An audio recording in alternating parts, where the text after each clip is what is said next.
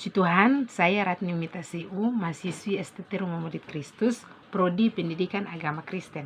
Nah, di video saat ini saya akan memaparkan materi mengenai perbedaan pendekatan, strategi, metode, teknik, taktik, dan model pembelajaran. Nah, dalam proses pembelajaran dikenal beberapa istilah yang memiliki kemiripan makna, sehingga seringkali orang merasa bingung untuk membedakannya.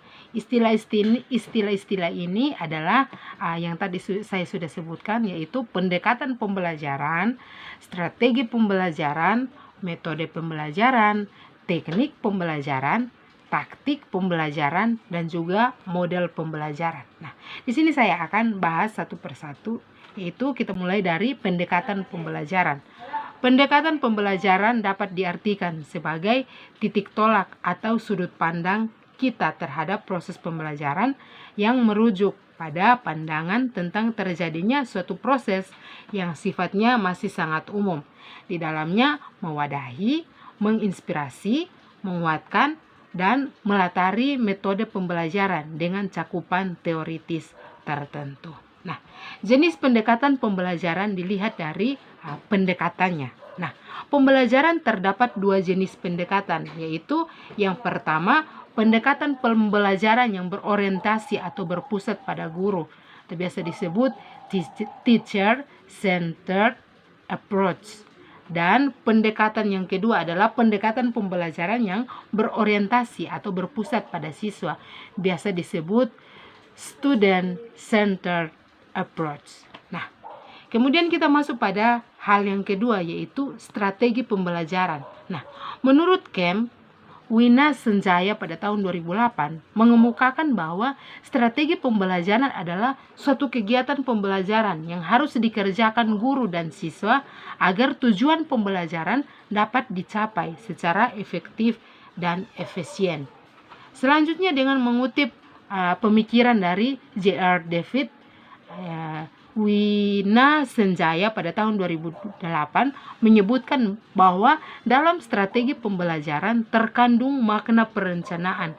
Artinya bahwa strategi pada dasarnya masih bersifat konseptual tentang keputusan-keputusan yang akan diambil dalam suatu pelaksanaan pembelajaran. Nah, kita masuk pada hal yang berikut adalah metode pembelajaran. Metode merupakan langkah operasional dari strategi pembelajaran yang dipilih dalam mencapai tujuan belajar, sehingga bagi sumber belajar dalam menggunakan suatu metode pembelajaran harus disesuaikan dengan jenis strategi yang digunakan.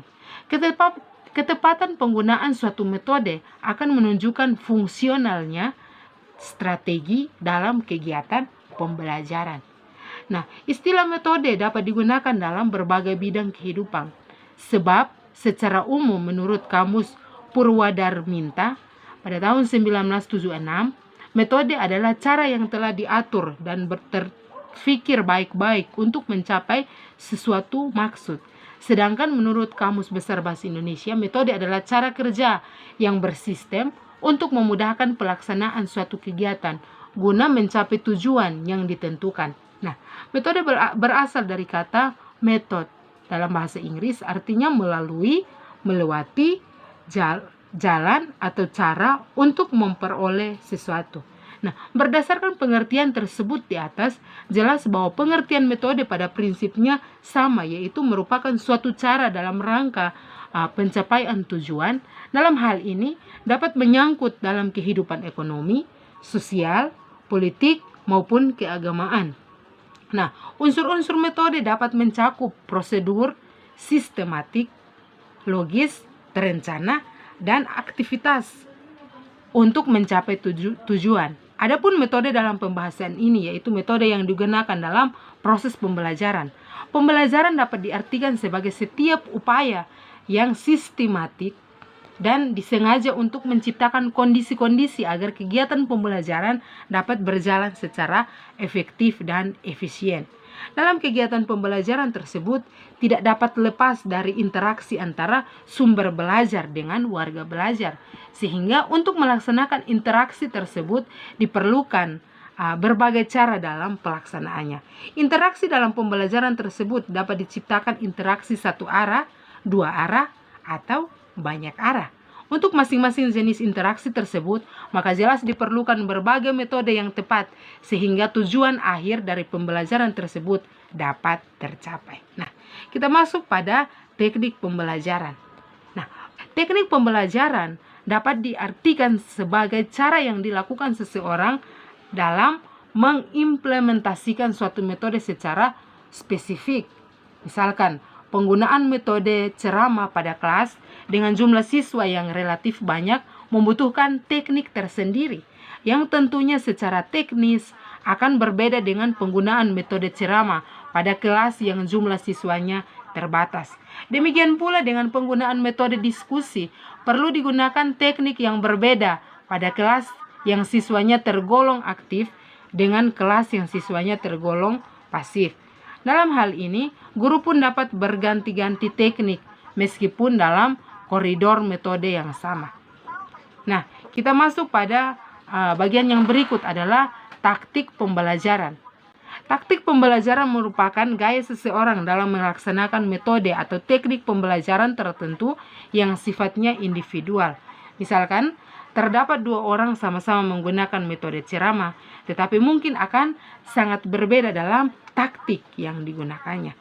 Dalam penyajiannya, yang satu cenderung banyak diselingi dengan humor karena memang dia memiliki sense of humor yang tinggi, sementara yang satunya lagi kurang memiliki sense of humor, tetapi lebih banyak menggunakan alat bantu elektronik karena dia memang sangat menguasai di bidang tersebut.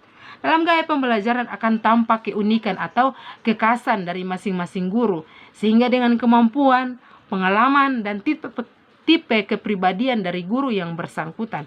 Dalam taktik ini, pembelajaran akan menjadi sebuah ilmu, sekaligus juga seni atau kiat. Nah, kita masuk pada bagian yang terakhir adalah model pembelajaran.